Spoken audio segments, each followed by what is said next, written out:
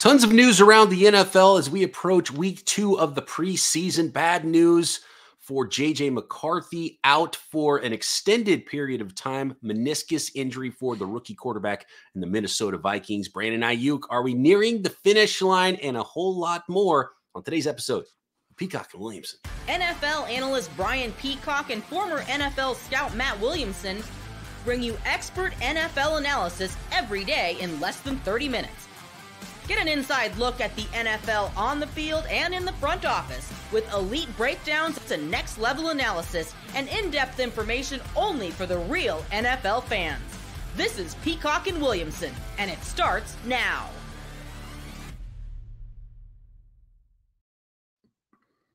Welcome to the Peacock and Williamson NFL Show. Brian Peacock alongside Matt Williamson at BD Peacock at Williamson NFL. Thanks everybody for making us your first listen on the Locked On Podcast Network, your team every day.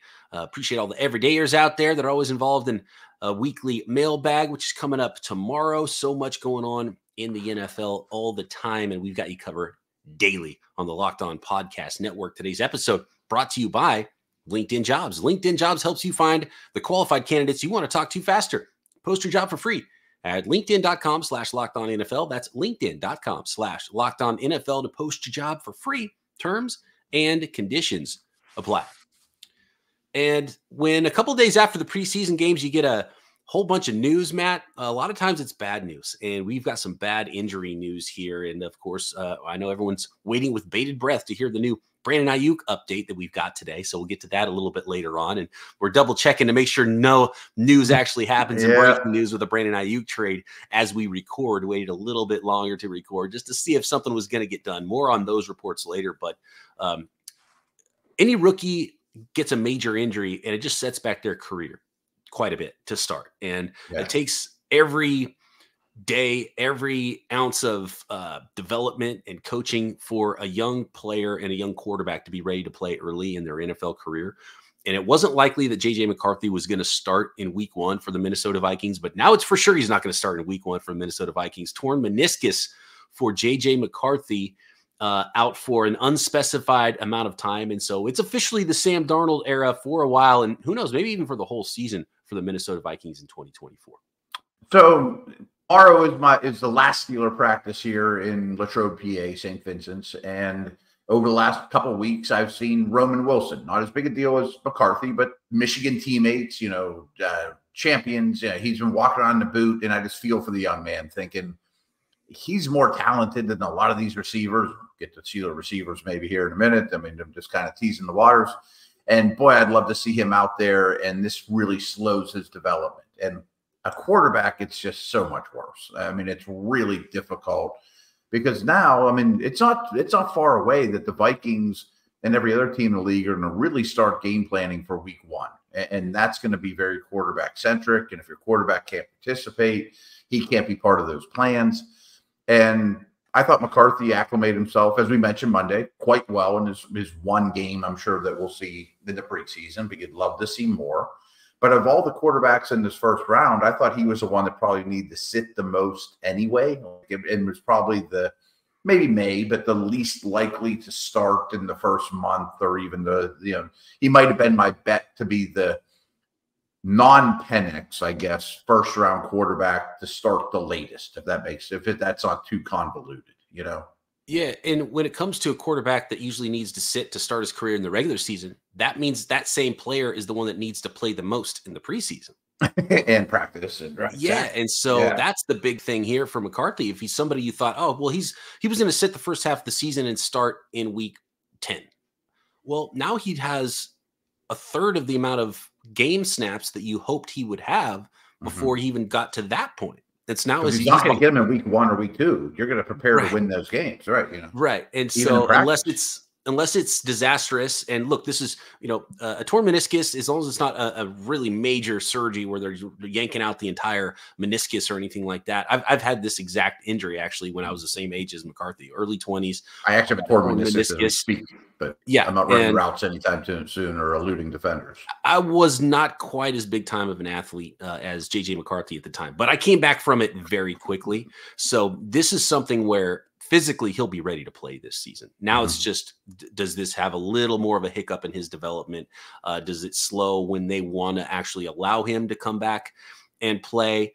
It just kind of, it just slows down the development for JJ McCarthy. And the other thing it might do is just, he's got bone on bone when he's 40, like I do, and you get swells up anytime he tries to play pickup hoops, which he's not super worried about right now. He's worried about being 22 and getting on the field, which is not going to be a problem for him physically. So that's good news. It's not going to be something where it's like, oh my gosh, is he even ready for week 1 next year? No, he'll be physically ready to go this year, as long as it's not worse once they get him under the knife. Yeah, but kind of like I was saying too, you're 100% right. But I mean, like from a coaching standpoint, you draft this guy and you think we're going to give him a lot in camp, and we want him running with the ones, and we want to put a lot of stuff out there, and he's going to screw up, and that's fine.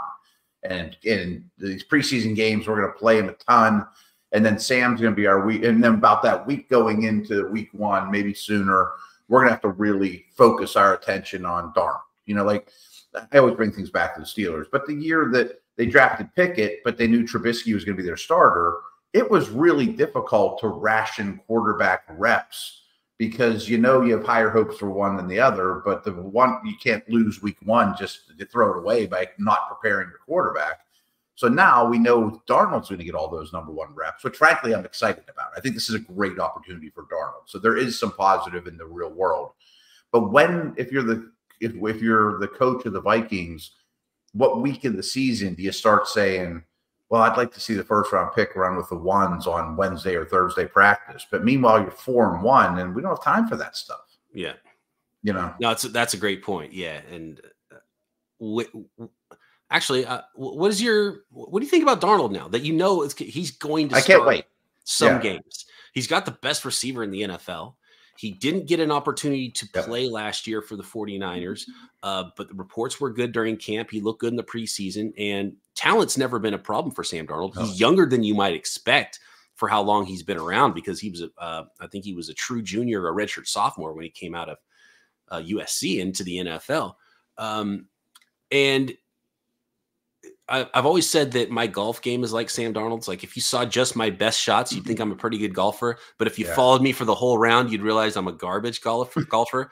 But I'm getting better, right? My handicap make a lot of the same mistakes over and over. Yeah. How much has Sam Darnold's handicap dropped since we last seen him? Because the talent, the upside is still there. The talent is still there, and he's got a really good offensive coach, and he's got the best receiver in the NFL to throw to, and some other good receivers as well. So I'm fascinated to see what this looks like with Sam Darnold. Yeah, and I think Sam Darnold's first 2 stints were like playing Augusta as a rookie too. You know, right? What I mean? Yeah, like, couldn't have been more difficult for that handicap. Right. Yeah, right. And now I assume he's becoming a better golfer and playing easier courses. So I didn't want Brock Purdy to get hurt. I don't want anybody hurt. I didn't want McCarthy to get hurt. But I would have loved to have seen Darnold 6 weeks with the Niners last year. I mean, his contract might have been 50% higher had that happened, or ever the world would have been like, he is who we thought he was. But this is one of the best environments you could be in. A dome thrown to those guys, offensive-minded coach who's very impressive. So I think it's kind of his last chance, but I kind of been betting on him. Like all my dynasty leagues, I put in a claim for him and when he was available, you know. He was drafted higher, and he's still younger than when Geno Smith had his late breakout. Could he be the next Geno Smith, where he's a long-term starter for somebody next year? Probably not the Vikings. They might want to move on, but he's potentially someone where teams are like, oh, this guy can start for us maybe for a while. And I guess one positive along those lines, if you're a Giants or a Vikings fan, is Sam does well. We trade Sam and get something nice in return. You know, I don't think he's on a 1-year deal. I think it's a 2-year deal, but I should double check that. But I mean, that's a good point. Or even at the deadline, if it might only be like a 6-week, 6 to 8 week McCarthy injury, and he might be back by then. Yeah. That would probably have to be a combination of your record is bad, but Sam Darnold's good, which is kind of a hard combination to accomplish if you were trading him at the deadline, though. Good point. The one thing with Darnold I'll note, and the thing that's dogged him, I just looked it up. It's a 1-year deal for $10 million, so that won't work out. The thing that's dogged Darnold the most is just him seeing the field and just the natural feel of playing quarterback. Yeah. And I'm not sure is that just a reps thing? Is it an offensive coach thing? So that's what I'm fascinated. Or is he never going to get it? Right. If he's just going to drop back and throw the ball to the other team all day, then it doesn't matter. And maybe he's still that guy. So we might find that out real soon in Minnesota. Pivotal for him. I mean, the most pivotal point of his career. Yeah. All right. Next, Matt, let me know if you see Brandon Aiyuk walk by the window there in the dorms at Latrobe, PA, as I know you are embedded at Steelers camp. Is this near the finish line with Brandon Aiyuk? We've got Hasaan Reddick demanding a trade now and more injuries around the NFL next. This episode of Peacock and Williamson is brought to you by eBay Motors. Passion, drive, and patience. It's the formula for winning championships, and it's also what keeps your ride or die alive. eBay Motors has everything you need to maintain your vehicle and level it up to peak performance. Superchargers, roof racks, exhaust kits, LED headlights, and so much more. Whether you're into speed, power, or style, eBay Motors has you covered. With over 122 million parts for your number one ride or die, you'll always find exactly what you're looking for. And with eBay Guaranteed Fit, your part is guaranteed to fit your ride every time or your money back. Because with eBay Motors, you're burning rubber, not cash. With all the parts you need at the prices you want, it's easy to make your car into the MVP and bring home huge wins. Keep your ride or die alive at ebaymotors.com. Eligible items only. Exclusions apply. eBay Guaranteed Fit only available to U.S. customers.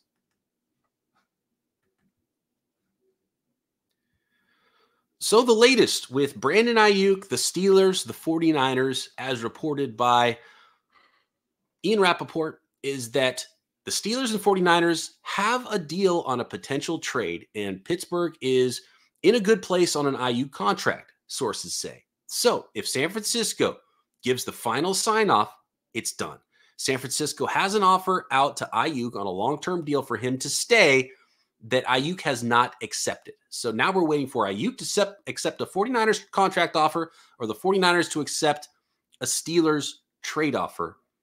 Is that different from where we were? Does this sound like, Matt, and the last I heard from you before we recorded today, a couple days ago, you said from what you're hearing is the Steelers are still working on this thing. So is it possible that they've caved on what they're willing to give up? Is it possible that the 49ers have maybe said, you know what, we're tired of this and we're ready to accept what you were already offering? That's the only way I read this. Otherwise, it's the same report as we've been at for 2 weeks.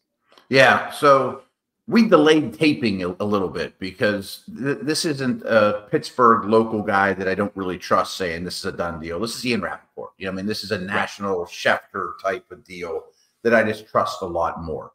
And frankly, you know, whenever we hang up here, I'm going to go to the Steelers cafeteria where the players and coaches eat, and maybe he's in there, you know, I mean, or he's on his way, or they're all chanting his name. I don't know. Maybe the big banner, welcome to Pittsburgh, Brandon Aiyuk. I don't know. Yeah. And then I'm going to go to Sharky's for the last time tonight too. And it will come up. I can promise you that with media folks and maybe coaches, and maybe I'll know a lot more in a bit. But you and I have bitten on this, as has all of our listeners, 8,000 times. I mean, it's the most rumored trade that never happens, that never will, or might have already been done of all times. And I think it's making you and I a little crazy, as well as all of our Niner and Steeler fans. But I have thought all along that just reading the Steeler tea leaves, the way they've constructed their salary cap, the way they've addressed other positions and not receiver, that they've been very much in the market for somebody good, you know, a really strong bookend to George Pickens, you know, and I think it wouldn't shock me at all if it gets done. So I don't have any insight, but I hope too soon, but I'm not sleuthing around here too much, you know. And you haven't backed down from that. You've been saying all off season long, this since before the draft, the Steelers are in on it, adding a wide receiver. And I thought that the Aiyuk thing was not even possible. And you said, they're asking about it. They're calling about it. Yeah. Is like, this? I think they called about Tyreek Hill. I think they've called about a lot of Devontae Adams. And I don't know that for a fact, but I think they've been pounding the pavement on these guys. And it's also a part of this is that's why it's so hard for the 49ers to trade Aiyuk and then still go try to find a wide receiver for themselves. I think they're going to have to wait for the trade deadline if they want to do that, because that's been a rumored part of this. Oh, they're looking for a third team because they need a wide receiver back. And it's like, well, if that's the case, that's hard to do right now. And as we've seen by Pittsburgh have been trying all offseason, that's hard to do. Teams have their team set. And I think around the deadline time, you might find a team that's more willing to do a trade that they're not today, but you've got to get that far into the season. And so, like Amari Cooper made sense, but they're not going to throw that in the deal to help the Steelers get Aiyuk. Right. I mean? And then they don't have a receiver at all anymore. They need somebody there. And or the Niners asking for George Pickens doesn't get the Steelers what they want then. Everyone's a receiver short, no matter in all these deals. You know what I mean? My last thing with this, as far as what the trade is, the rumored trades were a second plus Cooper plus a fifth from Cleveland, a second round pick in Judon, and then maybe Kendrick Bourne as well as a throw in to give the 49ers a receiver back. Those are pretty good packages. And if the Steelers don't want to offer a significant player like Cooper or Judon, how is this deal not done without a first round pick would be my question. I tend to agree. And our thing, I think we had it right. A one in Calvin Austin or Calvin Austin. That's what we came up with. I think that's the deal that makes the most sense. But now you guys the Steelers are the chosen one for less. So maybe Robbie Chosen's the answer now. Yeah, that's true. The 49ers are definitely adding receivers. They're trying to figure out what they're doing there. It looked pretty bad because Debo was sitting and Juwan Jennings was sitting, and it was like it didn't look great at wide receiver beyond the top few guys. They still have a first round pick that's kind of banged up in camp, and Ricky Pearsall too. I think the 49ers would be all right. If I'm the 49ers, the thing I think they should not do is just be like, well, just give us bodies plus a worse pick because we need bodies right now this season. It's like, no, see what you got in your first rounder. Then at the deadline, if you do need a wide receiver, the trade has to make sense for Aiyuk now today, just because of the value you get for Aiyuk alone, not because you're getting a bunch of bodies for your season in 2024. All that being said, and not to stir the pot, if Aiyuk stays in San Fran, I would call about Devontae Adams. If Aiyuk ends up in Pittsburgh, I would call about Devontae Adams. You know what I mean? If I were right, yes, absolutely. Mm. Hasaan Reddick wants out as well. So Brandon Aiyuk is the only guy that's asked for a trade. Right. It's a little weird. You trade for a guy who wants a new contract, and guess what? He still wants a new contract, Matt. And now he's like, well, wait a second, guys. How have we not figured this out? The whole situation was pretty obvious. And you look at the 49ers, and you're like, man, what's going on? How could you not get this contract figured out? We know what the market is for this player. Hasaan Reddick's probably thinking the same thing. How could you not figure out the market for me? You traded for me. You knew what I was worth. You knew that I wanted a new contract. That's why I was up for trade in the first place. So how have they not gotten a deal done? And it shouldn't be shocking at all that he's trying to up the ante. He's trying to stir the pot, as you just said a minute ago, to get a new deal done for himself, because the season's about to start. And Hasaan Reddick's probably not going to want to show up and play a football game if he doesn't have a new deal. And so that's kind of the holdup. And will the Jets play hardball on that and say, hey, you're under contract, go play?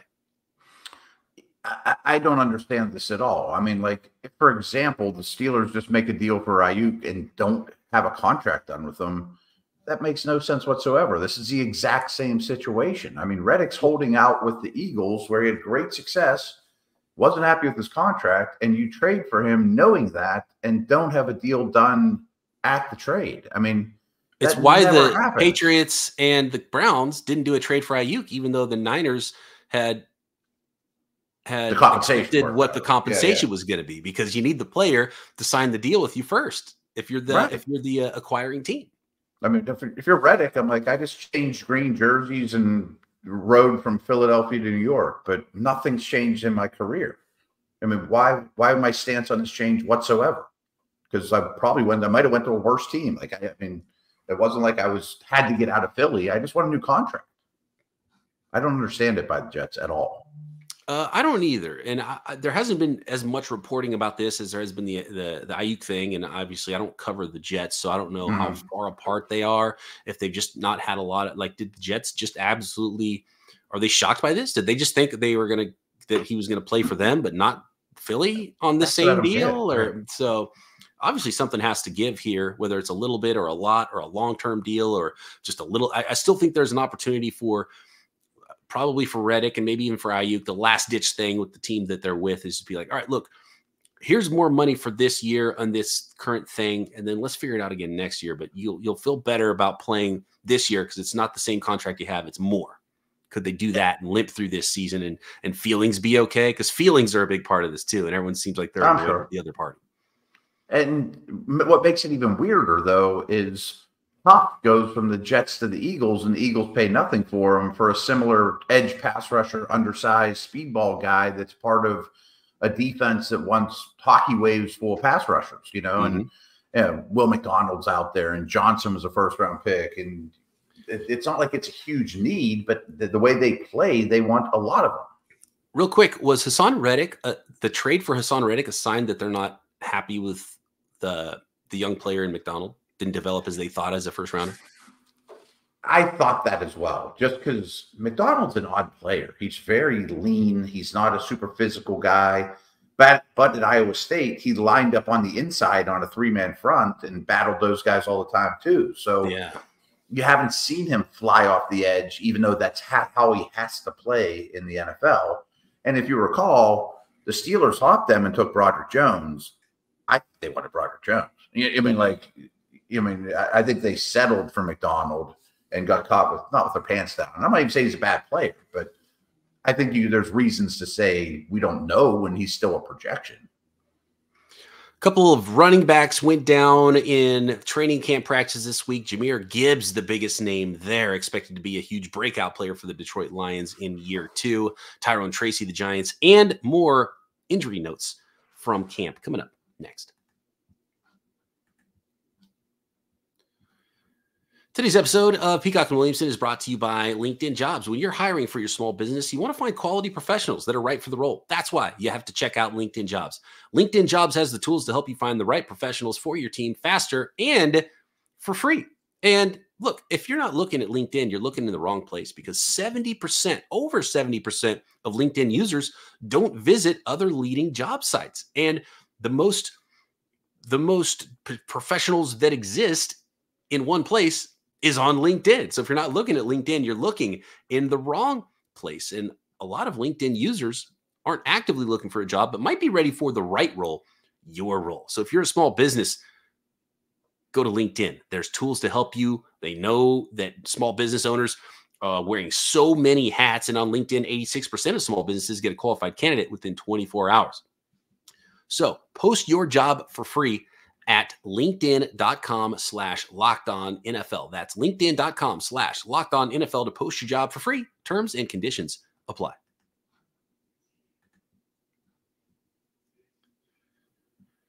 So a scary one in Detroit. Jahmyr Gibbs went down with a leg injury at practice. Turns out via Adam Schefter that this is a strained hamstring, which is better than a torn hamstring. Sure.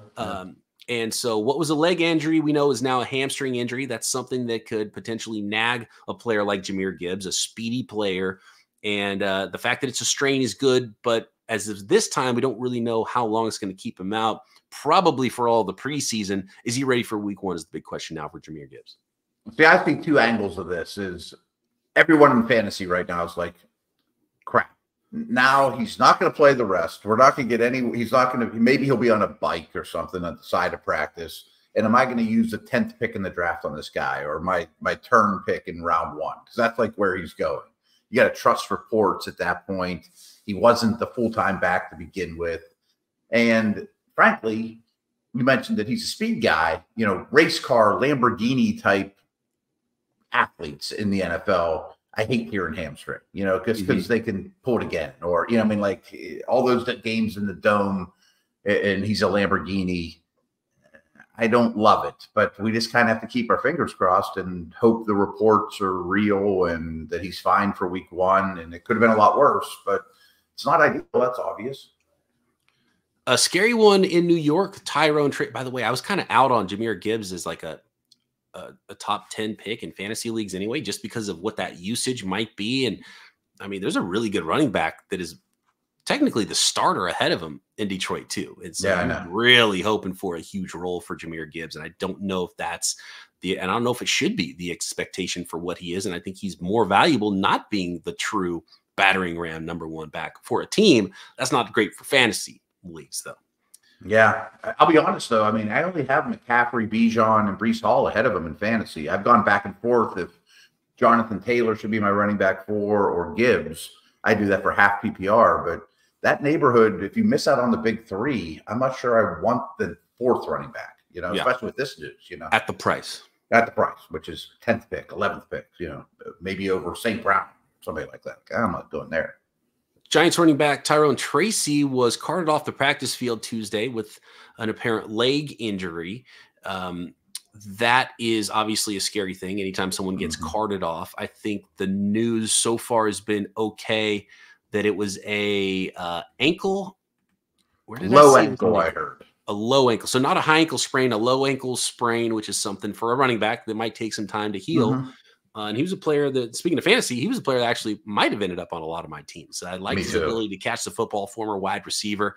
Apparently, it was during kickoff, as we talked about many times here on the show, what to expect from kickoffs, what types of players are going to be doing good on kickoffs around the league. And we're tending to both believe that maybe running back style players might be the answer there. Tyrone Tracy, that's when he got hurt, was in a kickoff drill. I like the player a lot, really intrigued with him. He's on most of my dynasty teams. I was drafting him higher than he was going in rookie drafts because I also look at the Giants and think, by week 10, why not find out what you have in this guy if you're 2-8? And why do I hand the ball to Singletary? And he's got a ton of ability, receiver turned running back, which he's really found his niche. I would think as a return, I assume he was the kickoff returner because he's perfect for that too. And this kickoff landscape would give him more touches. And it's not as big a deal, but it's also sort of like the McCarthy conversation we had where if rookies get hurt, at some point, they're going to have to jump on a moving train at some point during the season, and that train's not waiting for them at all. Some wide receiver notes here. Good news for fellow rookie for the New York Giants who was dealing with an ankle. Malik Neighbors was out of practice Tuesday, but he said there's no doubt it's a minor ankle injury. He'll be ready to go week 1 against the Minnesota Vikings. Sam Darnold's Minnesota Vikings, by the way, in week 1 there. A couple former Steelers. Real quick on Neighbors, just because we're talking fantasy. I guess his ADP in like these underdog drafts has risen more than anyone in the league. Like his stuff, he's going like where Marvin Harrison is the 2nd round of fantasy now. Like he's gonna get a lot of balls thrown his way, but man, that's it's too rich in that offense. I think for me. I hear you. Is Chase Claypool's career over? His season's over. Yeah. The Bills have placed Chase Claypool on injury reserve with the toe injury, so that effectively ends his season now. And a name I had kind of forgotten about, Martavis Bryant has signed a deal with the Washington Commanders, man. Yeah, and both are former Steelers. Claypool, to me, could be done, although I read some good reports out of Buffalo. I mean, for what that's worth. Bryant, it's been 5 or 6 years, I think, since he's been in the league. I mean, it's been maybe less than that, but he was in the 2014 draft. He looked awesome for a couple years, then got hit with a suspension, right? And then it was kind of just never happened for him after that. Absolutely. And boy, I can just tell you, he's a rare talent. I mean, whenever he was at his peak, or that was a long time ago, but I remember being on Steeler Nation Radio, and he's one of the 10 most talented receivers in the league. Just his ability to bend and move without the football or with the football. I mean, he's very impressive. Who knows? That's a tough one, though. He's 32 now, so. Last note, Matthew Judon potentially on the move. We talked about how he was offered in a deal to the San Francisco 49ers for Brandon Aiyuk. Jeremy Fowler of ESPN reports that multiple teams have inquired about trading for Judon amid his contract stalemate with the Patriots. Doesn't it seem like one should get done? I mean, a contender out there seems like Judon would be a great addition. If you're the Patriots, you have a price, and if someone meets it, you trade him, and maybe it'll happen at the deadline, maybe it'll happen now. But I think we're at the point this week too that teams have to be ready. And, we talked about how the joint practices are important for teams, and you need to have a plan for preseason week number 3 for what your depth chart is, what your team is going to be. And you got to kind of stop the musical chairs of roster building at some point over the next week, basically. So this week, some stuff needs to happen around the league. Absolutely. And I can see Judon going to probably one of 10 teams. I just add him to the mix and somebody good. Thanks, everybody, for making us your first listen on the Locked On Podcast Network. Tomorrow's mailbag episode, so get your questions in there. And who knows, we might have some big trade news at some point around the league, or maybe some big contract news, if not trade news, in the next 24, 48 week, whenever it is. It's coming soon. Talk to you then, right here, Peacock and Williamson.